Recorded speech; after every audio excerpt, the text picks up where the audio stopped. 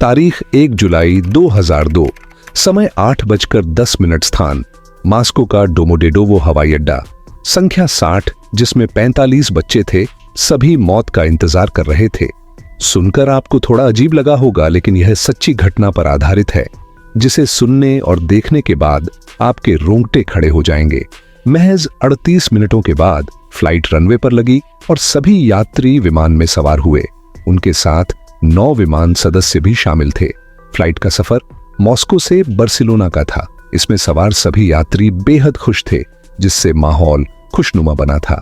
45 बच्चे अपने टीचर के साथ फील्ड ट्रिप पर जा रहे थे, मगर उन्हें इसका तनिक भी अंदाजा नहीं था कि वह कभी न खत्म होने वाली ट्रिप पर जा रहे हैं। अपने मौत से अनजान बच्चे बेहद खुश हैं। यह फ्लाइट 3000 किलोमीटर की दूरी 4 घंटे 30 मिनट में तय करने वाली टॉर्च लाइट एयरपोर्ट से उड़ान भरती है और रात के करीब 11 बजे यह प्लेन स्विट्जरलैंड के एक स्पेस में प्रवेश की स्टार गेट्स के द्वारा संचालित किया जा रहा था। उस रात Twitter Nelson air traffic controller के रूप में अपने एक सहयोगी कर्मचारी के साथ मौजूद थे।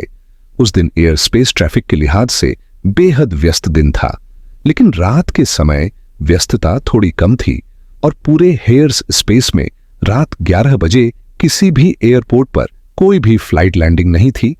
यह देखते हुए पीटर का सहयोगी अपने भी वर्क स्टेशन की जिम वाले पीटर को देखकर बाहर चला गया। अब पीटर 22 वर्क स्टेशन को कंट्रोल कर रहा था। पहले रडार पर एयर स्पेस का ट्रैफिक हो रहा था और दूसरे पर एयरपोर्ट पर लैंड होने वाले प्लेन की मॉनिटरिंग हो रही थी। 11:52 पर फ्लाइट 2937 ऑस्ट्रेलिया के ऊपर 33,000 फीट की ऊंचाई पर उड़ रही थी। विमान 2937 में मौजूद यात्री इस इंतजार में थे कि अब से 2 घंटे के बाद फ्लाइट लैंड हो जाएगा, मगर होने को तो कुछ और ही मंजूर था।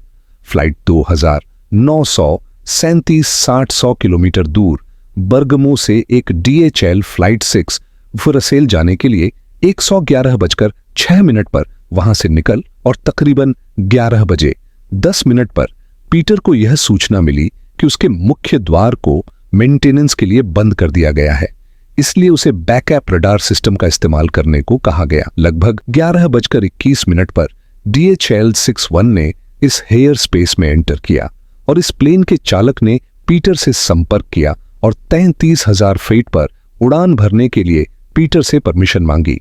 उसी ऊंचाई पर उड़ने की परमिशन मांगी गई जहां उस वक्त मास्को से उड़ान भरने वाली प्लेन 2937 उड़ान भर रही थी।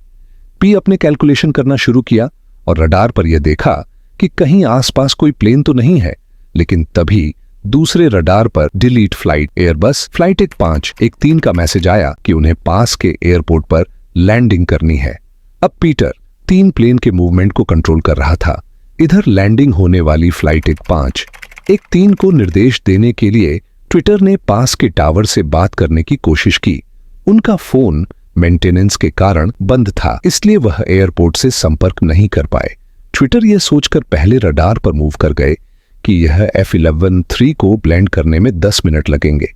पहले रडार सिस्टम पर जाकर पीटर ने बिना सोचे ही डे डाल फ्लाइट को 33,000 की ऊंचाई पर उड़ने की परमिशन दे दी और वापस एयरपोर्ट टावर से यहां पर करने की कोशिश में लग गए, जिस पर यह 513 को लैंड करना था।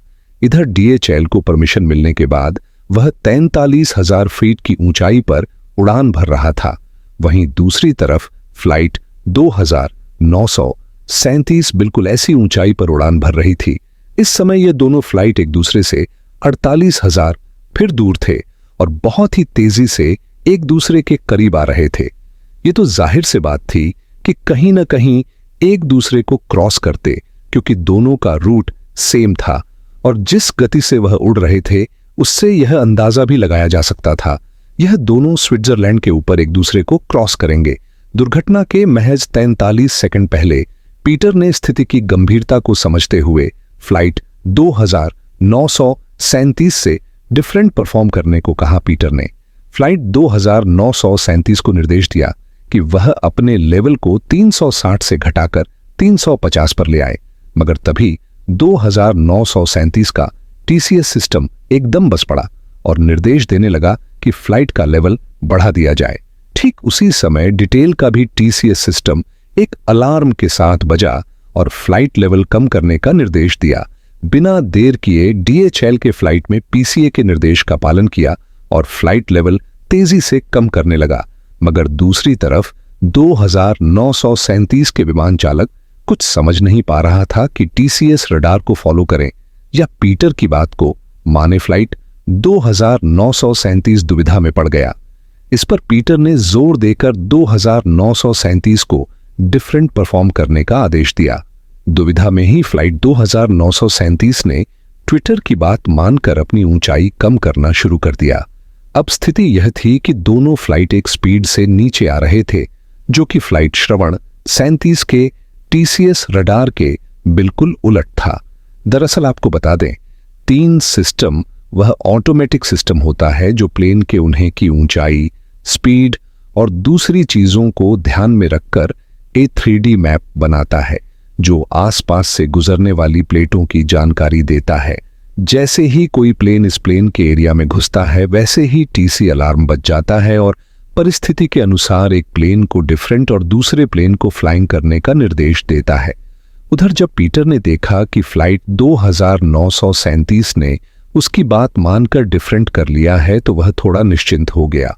उसे यह बिल्कुल भी अंदाजा नहीं था कि डीएचएल फ्लाइट मिट्टी सीधे अलार्म के निर्देश मानकर डिफरेंट कर चुका है, क्योंकि फ्लाइट 2937 से लगातार कांटेक्ट में रहने के कारण दिए फ्लाइट लाखों कोशिश करने के बाद भी संपर्क नहीं कर पाया। कि उस पर से पीटर बैकअप सिस्टम इस्तेमाल कर रहा था, जिस पर एक जरूरी विजुअल अलार्म सिस्टम एचटीसी था ही नहीं, जो ऐसे गंभीर परिस्थिति में रडार पर रेड क्रॉस साइन दिखाकर जोर जोर से आवाज करता है, जिसके कारण पीटर को सही खतरे का अंदाजा ही नहीं पाया।